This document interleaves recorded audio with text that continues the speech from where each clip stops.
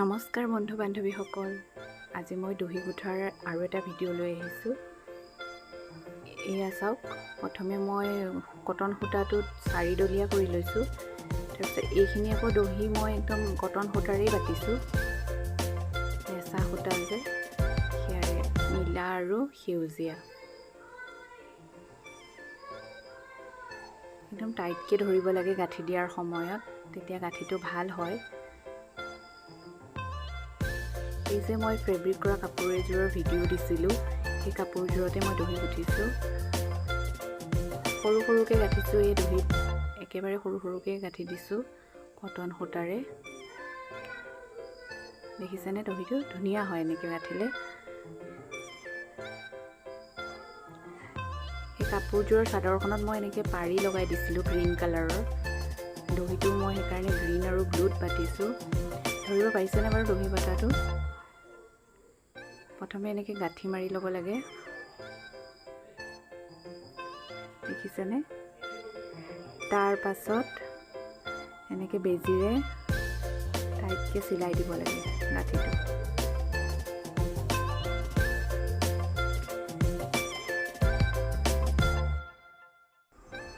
দহি গুঠিবলৈ একেবাৰে সহজ। এবাৰ দুবাৰ গাঁঠিৰ পাকটো ভালকৈ জানি ল'লে আৰু তাৰপিছত পটাপট হৈ থাকে আৰু। কাপোৰযোৰ তেনেকৈ সেউজীয়া আৰু নীলা দিয়াত কেনেকুৱা লাগিছে জনাবচোন কমেণ্টত।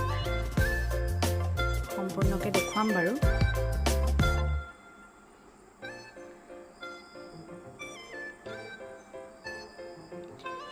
আপোনালোকৰ ফালে বাৰু গৰম কেনেকুৱা পৰিছে? ইয়াত একদম পুৰা গৰম।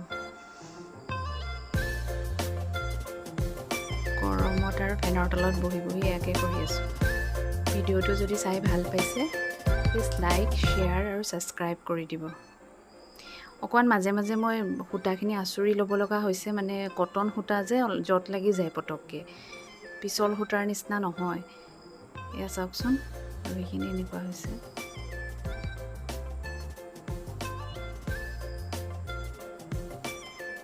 মিলিছেনে বাৰু দহিখিনি চাদৰখনৰ লগত? জনাবচোন। এই কাপোৰযোৰ কমপ্লিট হৈছে।